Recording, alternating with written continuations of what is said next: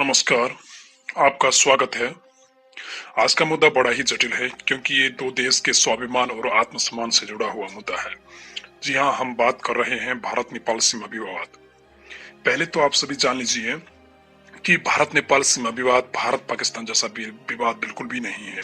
जब दो देशों की सीमाएं आपस में लगती हैं तो सीमा विवाद अक्सर होते रहते हैं। सबसे बड़ी समस्या तब होती है जब दोनों देशों की सीमाओं में न तो कोई दीवार होती है न कोई तार बार लगाए जाते हैं। ठीक ऐसे ही भारत नेपाल के बीच सीमाओं का आधार नदी नाले हैं, जंगल हैं, पेड़ हैं। नेपाल को भारत ने पश्चिम और दक्षिण और पूरब से घेरा हुआ है। पूरब में सिक्किम और बंगाल है। जो भारत को नेपाल से अलग करता है वो है मेची नदी, और पश्चिम में नेपाल उत्तराखंड की सीमा है महाकाली नदी। सीमाओं का यह आधार सन 1816 में तत्कालीन नेपाली गोरखा साम्राज्य और ब्रिटिश भारत के बीच में बना।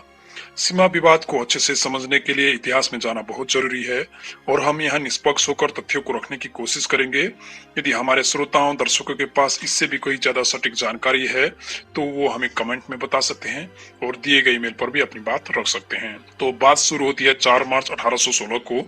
ईस्ट इंडिया कंपनी जो ब्रिटिश भारत था जिसका प्रतिनिधित्व अंग्रेज कर रहे थे, जब भारत गुलामी की बेड़ियों में जकड़ा हुआ था, उस भारत और स्वतंत्र नेपाल राष्ट्र के बीच संधि हुई जिसे सुगोली ट्रीटी भी कहते हैं। अब आते हैं उस झगड़े की तरफ। अभी का जो डिस्प्यूट झगड़ा है नेपाल भारत मतलब कि नेपाल के पश्चिमी सीमा पर है। यह सीमा को जो दर्शाती है वह है नेपाल में कही जाने वाली महाकाली नदी और भारत में इसे शारदा नदी भी कहते हैं। हाल ही में भारत के रक्षा मंत्री राजनाथ सिंह जी ने 8 मई 2020 को 80 किलोमीटर लंबे रोड का उद्घाटन किया जो 17,000 फुट की ऊंचाई पर भारत चीन को जोड़ता है।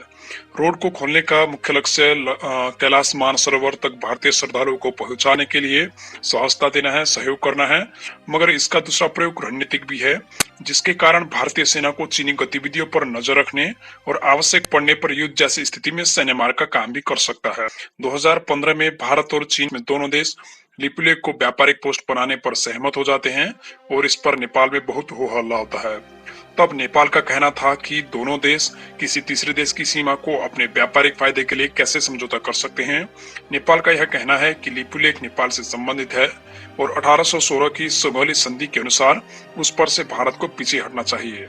फिर से नेपाल में विरोध बढ़ा हुआ है। भारत ने भी इस पर अपनी प्रतिक्रिया दी है और हाल ही के विरोध में भारत के आर्मी चीफ ने यहाँ तक कह दिया है कि लिपुलेख भारत का आंतरिक मामला है और जो नेपाल विरोध कर रहा है वह किसी तीसरे देश के इशारे पर कर रहा है। वहीं नेपाल के मीडिया और बुद्धिजीवी वर्ग की बात करें तो वो कहते हैं कि केवल लिपुलेख ही नहीं अपितु लिपियाधुरा तक जितना भी क्षेत्र है वह सब नेपाल का है। नेपाली बुद्धिजीवी वर्ग में कुछ विशेष वर्ग कहते हैं कि नेपाल ने सन 1961 तक उस क्षेत्र में जनगणना भी की है। तब तक वो नेपाल सरकार के क्षेत्र में था, मगर अगले ही साल 1962 में भारत चीन युद्ध होता है और भारतीय सेना नेपाली सीमा के अंदर घुस जाती है और इस विवादित क्षेत्र पर अपना चेक पोस्ट बना लेती है। कुछ विशेषज्ञ वर्ग का तो यह भी कहना है कि बेशक नेपाल भारत चीन युद्ध के समय तटस्थ देश रहा हो, फिर भी बड़ी संख्या में नेपाली गोरखा भारतीय सेना में भर्ती होकर चीनी सैनिकों का मुकाबला कर रहे थे और नेपाल के तत्कालीन राजा श्री महेंद्र वीर विक्रम शाहदेव ने भारतीय सैनिकों को नेपाली क्षेत्र में प्रवेश करने की आज्ञा भी दे दी थी। अब जब युद्ध रोकने के बाद भारतीय सैनिकों को अपने चेक पोस्ट हटा लेने चाहिए थे, मगर भारत ने ऐसा नहीं किया और एक छोटे से नाले को काली नदी बताकर नेपाली स्वाभिमान को ठेस पहुंचाने का काम किया है। यह कहना है नेपाल के मीडिया वर्ग और वहाँ के बुद्धिजीवी वर्ग का। और साथ ही वहाँ पर विभिन्न सामाजिक संगठन, राजनीतिक पार्टियां वहाँ के नेपाल सरकार को दबाव बना रही हैं कि इस मुद्दे को भारत सरकार के साथ जल्द से जल्द सुलझाना चाहिए। यदि इसमें भारत सहयोग नहीं करता है तो इस मुद्दे को यूएन में या फिर इंटरनेशनल कोर्ट ऑफ जस्टिस में भी ले जाना चाहिए। यह तो रही बात नेपाली मीडिया और वहाँ के विशेषज्ञ वर्ग की बात। अब बात करते हैं भारत की। हर देश की तरह भारत में भी 3 प्रकार के विशेषज्ञ वर्गों की जमात है। एक जो सोशल मीडिया पर एक्टिव रहती है, दूसरा जो पत्रकारिता में है और तीसरा वो किताब लिखने वाले, अनुसंधान करने वाले या अक्सर अवार्ड पाने वाले। अब जब सोशल मीडिया के विशेषज्ञों की बात की जाए तो कुछ लोग नेपाल को भिखारी देश तक बता दे रहे हैं, कुछ लोग नेपाल को सबक सिखाने के लिए सरकार से अनुरोध कर रहे हैं और यहाँ कुछ लोग तो एक्सट्रीम लेवल पर भी हैं। कुछ कह रहे हैं कि नेपाल में सेना भेजकर उसे कब्जे में लेना चाहिए और उसे भारत का ही एक 30वां राज्य बनाना चाहिए, और कुछ लोग कहते हैं कि फिर से नेपाल के ऊपर नाकाबंदी लगा दो और जितने भी नेपाली भारत में हैं उन्हें यहाँ से खदेड़ देना चाहिए। वहीं कुछ लोग इसे दो देशों के बीच हुई सूचनाओं के आदान प्रदान में कमी और विकट भौगोलिकता को इसका कारण बता रहे हैं, जिसका समाधान टेबल में बैठकर किया जा सकता है और इसका दोनों देशों के सामान्य नागरिकों के संबंध में कोई प्रभाव नहीं पड़ना चाहिए। वहीं दूसरी ओर विशेषकर भारतीय हिंदी मीडिया की बात कर लेते हैं तो वो सीधा सीधा कह रहे हैं कि जो भी नेपाल में हो रहा है वह तो सब चीन के इशारे पर हो रहा है। चीन एक कम्युनिस्ट देश है और नेपाल में भी नेपाल कम्युनिस्ट पार्टी एक कम्युनिस्ट सरकार है जो चीन के इशारे पर अपने नीति नियम और कार्यान्वयन करती रहती है। हाल ही में नेपाल सरकार ने भारतीय दृष्टिकोण के विरोध में नया नक्शा जारी किया है, जिसमें वो लिपुलेख ही नहीं लिम्पियाधुरा के बड़े क्षेत्र को भी अपने नेपाली नक्शे में दिखाया गया है। जब नेपाल के विदेशी मामलों के मंत्री श्री प्रदीप गेवाली ने ट्विटर अकाउंट से नए नक्शे को ट्वीट किया तो इस पर नेपाली मूल की प्रसिद्ध बॉलीवुड अदाकारा मनीषा कोइराला ने भी ट्वीट किया। उन्होंने लिखा, Thank you for keeping the dignity of our small nation. We all are looking forward for a peaceful and respected dialogue between all three great nations. इस पर एबीपी न्यूज का बुलेटिन आया कि खाते भारत का और गाते वहां का है। आखिर क्यों नेपाल इस क्षेत्र को अपना बता रहा है, उसके इतिहास में जानने की कोशिश कोई करता हुआ दिख नहीं रहा है।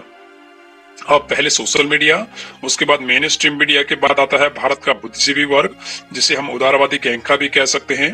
मुख्यतः तो अभी तक ये वर्ग ज्यादा एक्टिव नहीं हुआ है इस मामले पर। हालांकि ये मसला ब्रिटिश भारत और 1962 भारत चीन युद्ध के बाद का परिणाम है। फर्क इतना है कि मोदी सरकार के आने से पहले लिपुलेख दर्जे के लिए मार्ग बन रहा था तकरीबन 12 सालों से, और मोदी सरकार के समय ये मार्ग पूरा हो गया। हम जागरूक जनता का ही काम है कि आवेश में आने के स्थान पर विवेक से काम लेना चाहिए।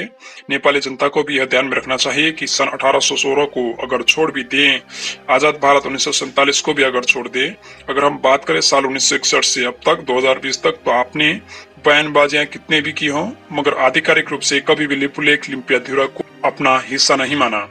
60 साल तक आपने अपने देश को बिना लिपुलेख लिम्पियाधुरा के दिखाया। यह केवल राजनीतिक सत्ता की मांग थी। आपका पाठ्यक्रम तो यही कहता है, चाहे वो 10वीं हो या स्नातक स्तर। और दूसरी ओर अगर हम भारत की बात करें, न तो नेपाल के ऊपर सैन्य कार्रवाई संभव है, न ही भारत के अंदर किसी भी एक नेपाली को मानसिक, शारीरिक या आर्थिक रूप से प्रताड़ित किया जाना चाहिए। आवेश में कही गई बातें सही होकर भी द्वंद्व उत्पन्न कर सकती हैं और गलत बातें भी सही लगने लगती है। अगर भारत के पास नेपाल से ज्यादा प्रबल प्रमाण है तो वो सरकार को प्रस्तुत करना है, न कि जनता को। यदि नेपाल का दावा उचित है और उसके पास सही जानकारी है तो नेपाल को अपनी बात रखनी चाहिए, और वह सही है तो भारत सरकार को उसे मान लेना चाहिए।